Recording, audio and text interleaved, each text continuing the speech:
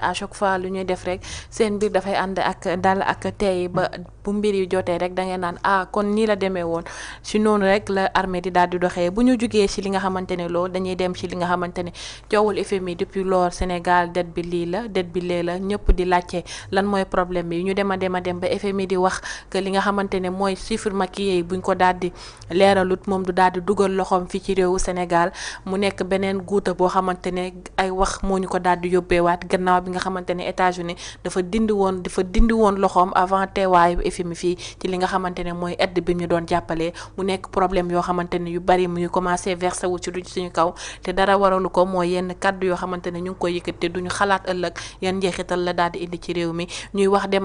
ba ñuy wax que ne ku ne xam FMI xam que ne dara ñorulu ko muy dindi li nga xamante ne mooy subvention yi nga xamante ne état da koy teg si lu jëm ci wàllu hydrocarbure lu jëm ci wàllu li nga xamante ne mooy les denrées de première nécessité ñu ne li nga xamante ne mooy le gouvernement ak premier ministre dem dañoo daal di tombé ci li nga xamante ne mooy le piège de l'FMI bu loolu demee ñu daal di dem seetaan li nga xamante ne information yi nga bii nii Afrique Confidence moo ñu ko daal di indi. Le piège du FMI au Sénégal enfin révélé, nous cite Afrique Confidentielle. Le Sénégal sera bientôt placé sous ajustement structurel par le FMI. Après la publication du rapport de la Cour des comptes, falsifié par Ousmane Sonko, le Fonds monétaire international a effectué une mission à Dakar. À l'issue de celle-ci, Edouard Gemayel, le chef de mission, a achevé le piège tendu par le FMI au gouvernement du Sénégal. En effet, depuis le début de cette affaire, le FMI a un seul objectif: pousser le Sénégal à supprimer les subventions sur l'énergie, les hydrocarbures et les denrées alimentaires pour appliquer la vérité des prix aux grandes dames des citoyens sénégalais. Ousmane Sonko est tombé dans le piège par inexpérience et par volonté de nuire coûte que coûte à l'ancien régime, même s'il devait passer par abaisser la note souveraine du pays et fragiliser sa signature. Il a en partie réussi car après un an de gouvernance du duo Diomaye Sonko, pas un seul projet d'envergure n'a été lancé. Les entreprises ferment et le pouvoir d'achat des ménages a littéralement fondu. Ousmane Sonko, en faisant falsifier le rapport de la Cour des comptes pour aggraver le déficit et la dette, avait deux objectifs. Dans le court terme, salir le régime de Macky Sall pour des gains électoraux et ensuite, sur le long terme, s'attirer les bonnes grâces du FMI, là où l'ancien régime se battait avec l'organisme pour maintenir les subventions, dispositif important d'une politique sociale ambitieuse. Sonko perd sur les deux tableaux. Après sa conférence de presse de septembre, durant laquelle il annonçait un prétendu du maquillage des comptes publics, deux proches, l'un au ministère des Finances, l'autre issu de la diaspora et très introduit dans la finance internationale, s'en était ouvert à lui, inquiet des répercussions à venir sur l'économie nationale. La réponse de Sonko était qu'il fallait user des mêmes recettes du populisme et salir le régime sortant pour remporter les législatives, car les sondages montraient une rechute des intentions de vote pour le PASTEF après la large victoire de mars. Au lendemain de la baisse de la note du Sénégal par l'agence Moody's, Ousmane Sonko, dans une audience privée au Petit Palais, avait précisé qu'il était bien conscient de son jeu et qu'il allait gagner sur deux tableaux. Au sujet de la perte de confiance des marchés, il soutenait que ce qu'il présentait comme un exercice de transparence allait certes exploser les taux d'endettement du Sénégal après la dégradation de sa note souveraine et que notre pays allait emprunter plus cher et à des délais plus courts. Mais à terme, son gouvernement gagnerait la confiance des bailleurs, soutenait-il. De son point de vue biaisé, le FMI n'aurait d'autre choix que de reprendre en urgence la coopération avec le Sénégal en contrepartie de la levée des subventions réclamées depuis 2005 par cette institution et toujours refusée par les autorités sénégalaises. L'échec de cette tactique du Premier ministre est cuisant. Le Sénégal continue d'emprunter à des taux très élevés et sur des délais très courts. Ce 25 mars, Dakar a encore emprunté 2 mu mel ni yenn moo yoo xamante ne ñu ngi ko yëkkati daf ñuy daal di topp ba à chaque fois ndax bu ñu demee ba dem ñi nga xamante ne mooy suñu ay naataangoo di wax li nga xamante ne daan les chiffres sont maquillés un discours populisme tense xoolal kàddu yi nga xamante ne ñu nekkoon une vitrine de la démocratie.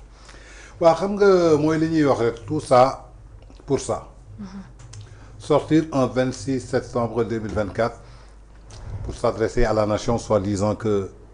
man sama réew Sénégal tyran la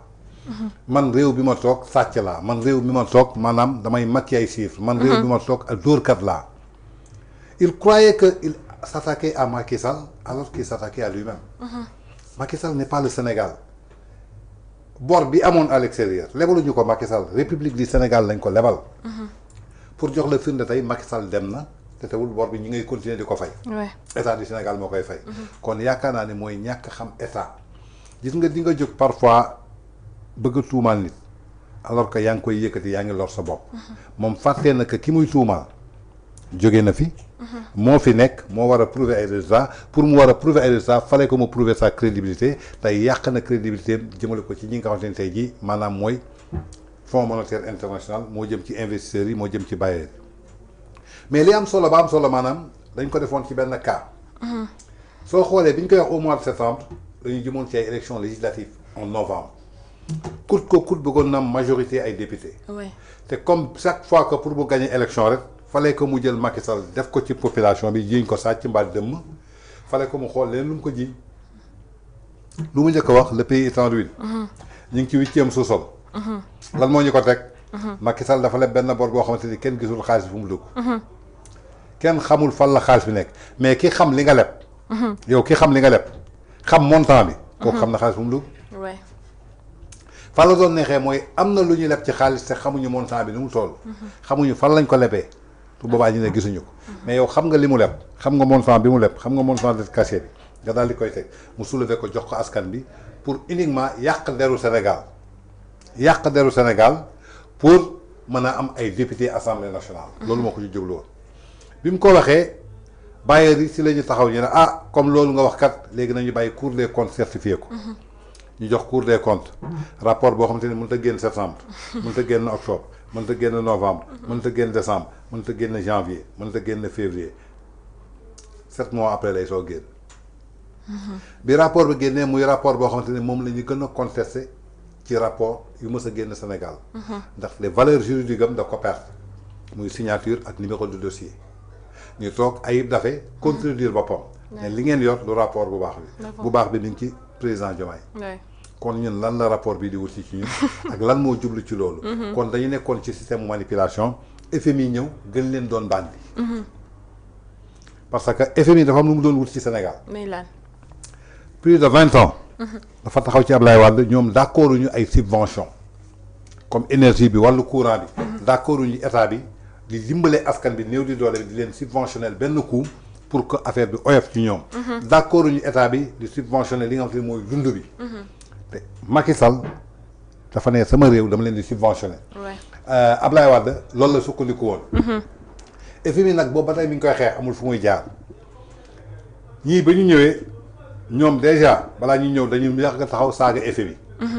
soxlawuñu FMI soxlawuñu Banque mondiale bés bu FMI félicité Sénégal jàppale que je tremble parce que lépp lu ñu def seen intérêt la amul ami amul dara amul nangam sangam yooyu yëpp day dugg ci nopp FMI parce que c'est au niveau international dañ koy traduire ñoom bi ñu ñëwee dóor seen penalty ñu ne FMI kat Macky Sall mii kat dafa fen peuple sénégalais ba noppi daal leen fen le président Macky Sall a menti aux bailleurs et au peuple sénégalais il a maquillé les chiffres sur une dette cachée maanaam mooy bor bi ñu nëbb bor nag kenn mënu ko nëbb bi loolu yëpp amee FMI nekk léegi nag indil leen ma Cour des comptes Cour des comptes bu bon bi FMI si la sukkandiku xam na ni baaxul nee na comme yéen a ko génne ñetti mbir daal nee nañu baax na muy recette baax na dépense baax na compte public yi baax na dette extérieure maanaam mooy bor bi ñu leb ci biti baax na tout est nickel am na conformité parce que ñaar moo mënoon am Cour des comptes génnee loolu alors que comme xaalis boobu dafa réer dafay def détournement te fu ñu def détournement dañuy ubbi information judiciaire Cour des comptes ci rapport am amul fenn fu mu bindee détournement amul fenn fu mu ubbee information judiciaire kon détournement amul xaalis bu ñu jël leb ko te gisuñu ko loolu Cour des comptes weddi na ko léegi ba ñëwee ñu ne loolu lépp baax na dette extérieure bi maanaam jaar na yoon mooy bi nga xamante ni da nga koy leb ci banque yi ci biti dette intérieure mooy ci biir comme état bi su garantie port garantie Sénélec garantie Petrosen ñooñu dem lebi xaalis ci seen ay banque ñu yor seen compte bancaire ñu def ko fa loolu dette intérieure la loolu yoonu FMI newu ci léegi nag FMI ne comme nee ngeen yéen état du Sénégal daf ñu dribblé ci 7 millions d'euros muy 4000 milliards léegi yéen wax leen ñu naka la ñu Sénégal nëbbee 4000 milliards bi ak kañ la ko nëbb loolu leen laaj mooy condition yi ma leen posé pour que ma mën a continuer accompagner leen ba ñu ma leen accompagner. mais ci kaw ma accompagner leen foog ngeen won ma naka la Sénégal nëbbee boru 4000 milliards ba noppi ak kañ la ko nëbb. lu mooy loolu subvention yi ngeen teggi ko ndaxte amatu leen moyen bi ngeen ma fayee sinon ngeen delloo ma sama xaalis léegi FMI foofu la leen piégé. moo tax tey jii courant bi day cher. courant bi su chéré essence bi day cher essence bi su chéré transport bi day cher transport bi su chéré yow population bi da nga koy yëg. yow mi sa loxo jotul sa ginnaaw da nga koy yëg. ñoom du ñu ko yëg seen kër yi du ñu fay courant du ñu fay ndox. du ñu jënd essence état moo leen koy jox yow sénégalais lambda bi yaa koy gis lan moo koy indi maanaam iñaane sa réew ca la nga toog ngay yàq deram. comme ni ko Abdou Nguer waxee démb dafa am ku fi taxoon ne moom nitu dëgg la nit ku sell la. maanaam lépp lu muy wax dëgg la. lu tax mu préféré yàq deru Sénégal comme donte am na sax li mu wax am na lu tax mu préféré taxaw publiquement yàq deru Sénégal. xamal ni que Macky Sall da doon dóor waa FMI alors que la xew Sweet Beauté ba tey jii nangu ko wax kenn Abdou Nguer ma wax loolu de. voilà kii préféré yàq deru Sénégal kay te jub moo tax nga koy def. ak sell. kon wax dëgg yàlla waroon nga wax sa askan lan moo xew Sweet Beauté ba 14 personnes duñ fa dee. kon donc je crois que préféré na tey pour am majorité Assemblée nationale yàq deru Sénégal yàq der boobu nag tey jii ak majorité am Assemblée nationale ci kawam la këpp. ndaxte amatul ku ko lebal xaalis. su demee bay si ay empreinte obligatoire de 150 millions. Farba Ngom bii suñ ko bàyyi woon ci biir ñu ne ko lijjanti ni 150 milliards ñu indi leen ko. Tahirou Sarr ku ko leboon 150 milliards mu lebal la ko. Layus bii nga xamante ni ñu ngi koy bëgg a tëj. ku ko leboon 150 milliards mu indi la ko su ne ba réew boo xamante ne 150 milliards ngay dem di def ay emprunte obligataire di dem di lever ay marché UEMOA ay 52 milliards alors que nga am ay hommes d'affaires yoo xamante ne mën nañu la génneel ay milliards nekk ci Sénégal te taux bi du egg foofu donc je crois que franchement parler su dee Macky Sall amul woon vision maa ngi laaj ñoom ndax am nañu gis-gis xëy na Macky Sall amul woon vision mais ñoom ndax am nañu gis-gis maanaam li ñuy gisee ndax am nañ ko xam nga Macky Sall amoon na bët mais amul woon vision mais ñoom est-ce que am nañu bët bu ñuy gisee parce que tey réew homme d'affaires moo koy defar li leen FMI teggil nii ci subvention yi Tahirou Sarr créé na centrale électrique muy West African Energy boo xamante ni courant bi day yomb doo dépendre ci kenn muy doomu sénégalais tey nga xañ ko jël ko yóbbu ko ci biir kaso ba Tahirou Sarr xañ nga ko yóbbu ko ci biir kaso ba tey FMI di la conditionné alors que am nga doom boo xamante ne tey mën na la ko defal Khadim Ballouk Afrique mën la ko defal tey jii nga jël leen yóbbu leen ci kaso ba ban njëriñ la amal Sénégal Tahirou Sarr depuis novembre mi ngi ci biir kaso ba lan la faj ci Sénégal Lat Diop 6 mois mi ngi ci kaso ba lan la jëriñ Sénégal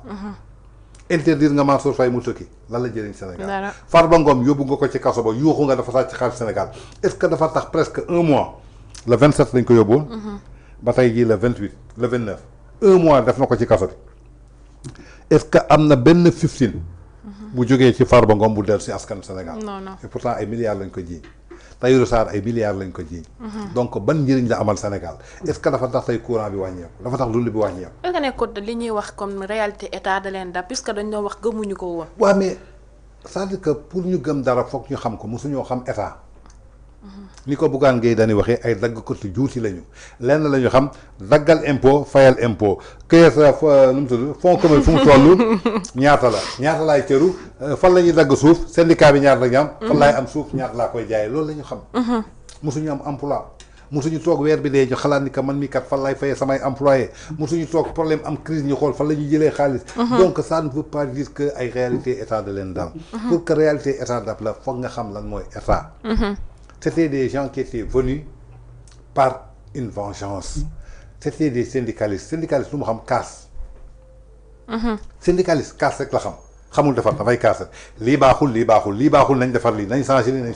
syndicaliste mosul la ñëw ne la buntu bii kat yàqu na naa xool ni ma koy defaree de changé buntu bi changé table bi changé clim bi changé bureau bi yokkal salaire bi syndicaliste loolu rek la xam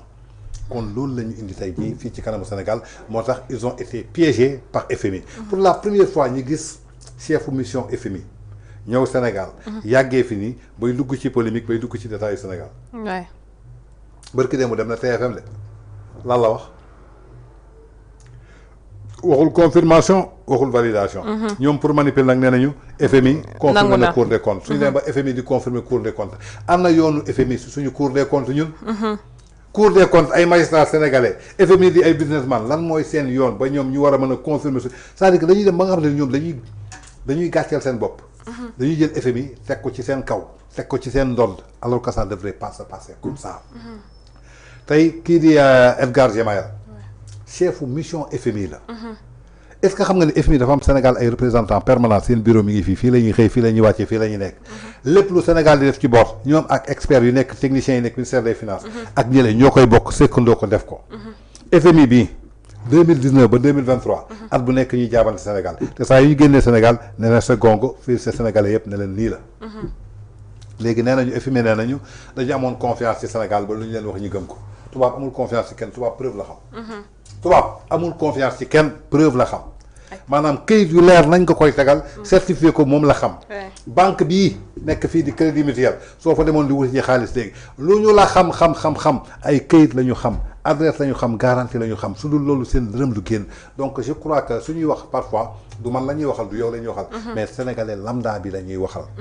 kon donc je crois que tey ñoom ñoo jël benn balu pistolet dóor ko ci seen bopp parce que notre Sénégal wàcc na ci saa si rek ñoom bi ñu nee chiffre yi baaxul rek. dañu pour soo wàccee seen note parce que suñu wàccee sa note maanaam ça veut dire que dañuy wax ni que moytu leen pays bii bu leen ko lebalati yow nit ñi ñoo doon daw pour lebal la nga ne bëgguma. léegi yow yaay dem di leen lebi ñu lay imposer li naan taux bi. moo tax FMI poser la condition. ne la on est prêt à accompagner le Sénégal pare nañu pour gunge leen mais à condition. ngeen wax ñu ngeen rectifier ngeen corriger lii nga xamante ni maanaam wax ngeen ko te amul léegi nag naka lañ koy corriger ñoom ñoo ci des te bés bu ñu ko corriger ay taux yu excessif la ñuy am depuis boobu ba tey ñu ngi leb bor. lan lañ ci investir dara dañ koy fayee salaire kuy leb nag te liggéeyoo ci mu jur. est-ce que mën nga fayaat dañuy leb maanaam suul bukki sulli bukki. dem na ba nga xam seen codage yi wàcc na à 35%. képp kuy suulkatu bukki ñu ngi toog ci marché bi di xaar ngay jaay te soo ñëwee moo lay imposer prime donc Sénégal dafa dugg ci benn guuta boo xamante ni wax. boo xamante ni amuñu lu ñu benn njëriñ. amul lu ñu benn sens yàqal président bu fi nekkuloon di Macky Sall. te amul lul benn njëriñ Sénégal ngeen reposer ko ci seen kaw je crois que mooy li nga xamante ne tey jii Afrique confidentielle wax na ko FMI daf leen piégé li mu bëggoon tey jii am na ko jëmale ko ci li nga xamante ni maanaam mooy subvention yoo xamante ni lañ koy lëf